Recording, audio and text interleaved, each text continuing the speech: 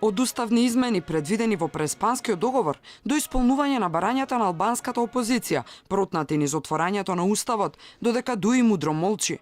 Зошто и како се најде Охридскиот рамковен договор во преамбулата на уставот? Како се стигна до условување од беса за интервенција директно во она што не е предвидено во договорот од Преспа?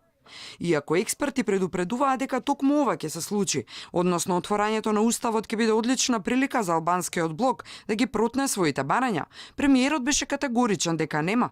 Охридскиот рамковен договор е составен дел од уставот на Република Македонија. Тој е вграден веќе после потпишувањето на рамковниот договор.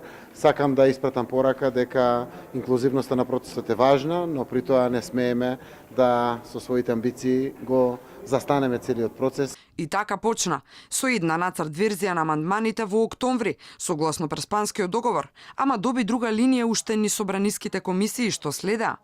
Тогаш стана јасно дека барањата за унапредување на правата на албанската заедница ќе бидат нова црвена линија, овој пат од домашни играчи. Грците ли бараа да се исфрли јасном и да се воведе Охридски рамковен договор во преамбулата на уставот, чиј интерес е преговорите за името на државата да се претворат во покритие за ревизија на државата. И премиерот дозволи. Одлуките на АСНОМ се заменуваат со прогласот од првото заседание на АСНОМ и се додава Охридскиот рамковен договор за да биде конститутивен елемент на државата. Така уставните амандмани го изгубија ликот од Преспанскиот договор, а ми станаа мост за вметнување на делови од така наречената тиранска платформа. Ако го споредите првиот текст што беше испратен во собранието, предлогот за отварање на постапка за промена на уставот, ќе видите дека тој воопшто не кореспондира со нацртот.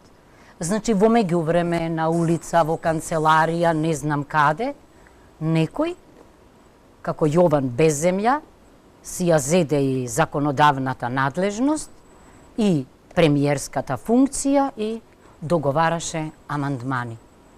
Предикациите се дека овде нема да се застане со прифаќањето на барањата на албанскиот фактор.